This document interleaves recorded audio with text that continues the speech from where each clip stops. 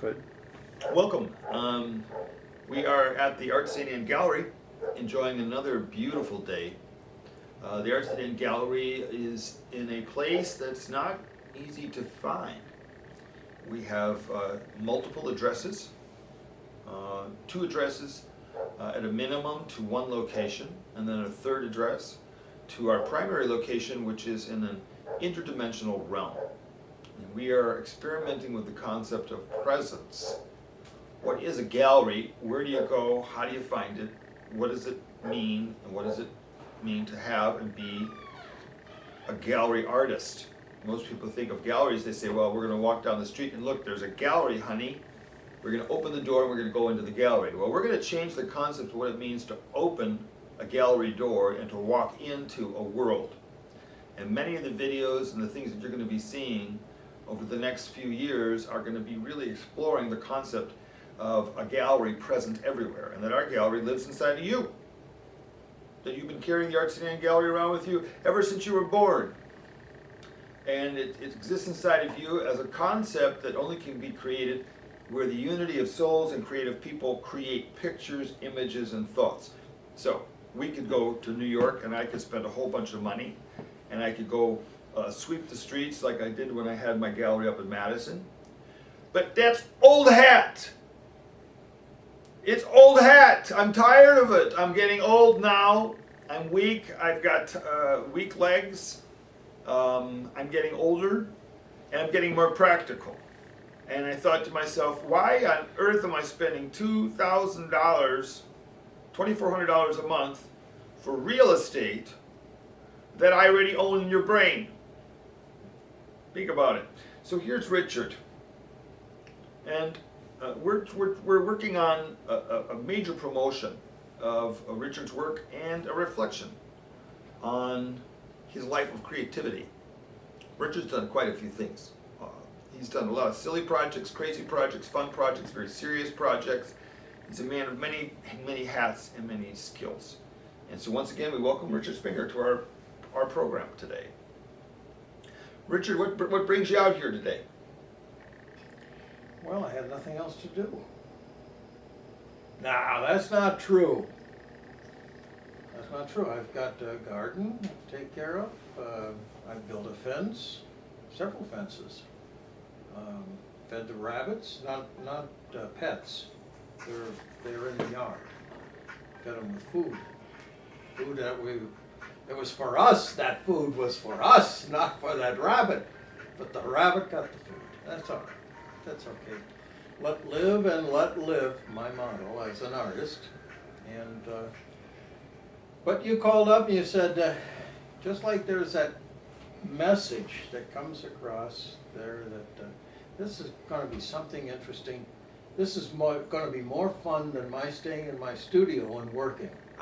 Now the truth is told. So you're here because this is a better place to be. Not only do we have air conditioning, It's fun. we've got donuts and it's fun. It's fun. In FUN, donuts, coffee, yep, people underestimate the importance of fun in work. and food. And food.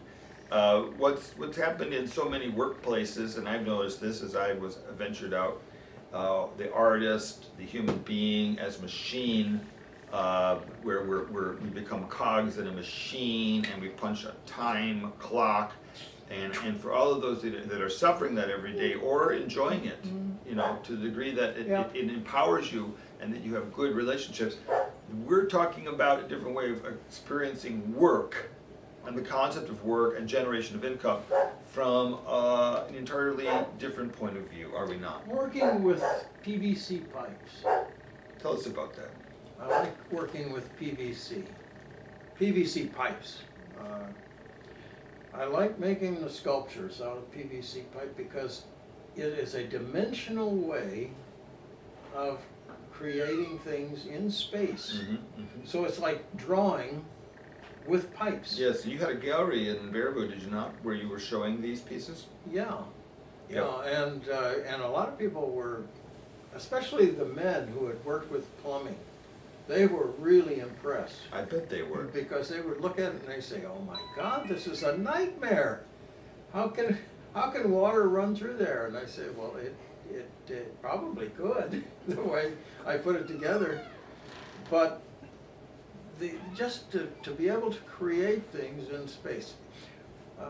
When I was at the University of Illinois, one of the things that interested me was the sculpture class our instructor said, okay, good sculpture has to be made like Henry Moore. It's got to be in such a way that it can roll down the hill. Really?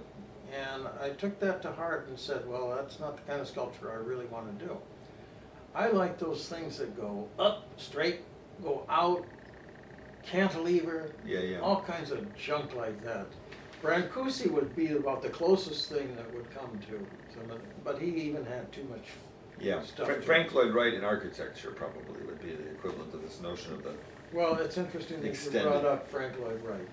When I was a junior in high school, they decided that art was going to be dangerous for me as a career. That my And they were right. yeah, and they knew that they were going to have to get me into something that was a little bit more stable. I'm not sure that's the word that they use, but I know that's what they. Stability is a dangerous word to use with art. Economically, you know. Yeah. Well, anyway, so they decided, okay, we will stretch this a little bit. The family said you can be an architect. Architect. I mean, you'd have a job at least. It's a real artist. Yes, you can play You actually art. make something. You can play at your art, but you'll be an architect. You're functional. You're actually a functional Yeah. person. So what they did was a close neighbor and arranged to have me go and spend 3 days up at Frank Lloyd Wright's Taliesin. Taliesin. Yeah. East. So I came up to Taliesin East there, and fortunately for me, I came up there on the weekend that Frank Lloyd Wright was gone. He was off somewhere, so Mhm. I didn't have to put up with that. But I did have to wear a suit, and I had to wear all this stuff. And I had to go out there, and everything was so formal. You had to play, you know. He had quite a sense of himself, did he not? Well, I have no idea about him personally, but boy, a reflection in that school was this is follow the master. Yeah, oh yeah. And so I got back on a Sunday night, came home, and my stepfather asked me, my dad asked me there, I said, what do you want to become? And I mean, how do you like it? Do you want to go to school there? And I say, no way. Never. Too regimented? I can't live like that. Yeah. I mean, Well, that's like becoming a nun. I have no idea. It's like a consecrated life to the church of Frank Lloyd Wright. I mean, once you become ascribed to his philosophies, you know, Yeah, you well- become a little righty. Well, I couldn't do it. I mean, it was just simply, that's no way that I wanted to live. And so, because I hadn't lost the notion, I really wanted to go to Paris and live in a garret. Yeah. I mean, there's freedom. Poverty, but that doesn't matter. Freedom. Give us liberty, or give us death, or give us a garret in France. And send us back to Europe for some freedom. Well, I've had poverty ever since, but you know. Well, at least the French know how to treat their artists, and at least they would bring you some camembert and a bottle of wine and keep you alive while you painted. You might have an itinerant brother or somebody in the family who would send you some oil paints. Or absinthe. They would make sure that your work was done, because they realized it was just as important as the sheep in the field, and just as important as the clockmaker down the street, that you played an integral role in the visioning of their society. I had no idea. I mean, I used to always living in a garret and drinking wine and absinthe. Well, that's the other side of it. If you're stuck in the garret drinking wine, you'll never get out to the French countryside. And you may never get camembert. They may never bring it to you because you'll be stuck in the garret. Well, But- at any rate, I didn't do either of that. I did. You know, I ended up as a very conservative artist, commercial artist, and you know, working at everything from paste ups to ultimately to administration. Right. The worst curse that could Where are we come. at, time-wise? 9:54. Stop.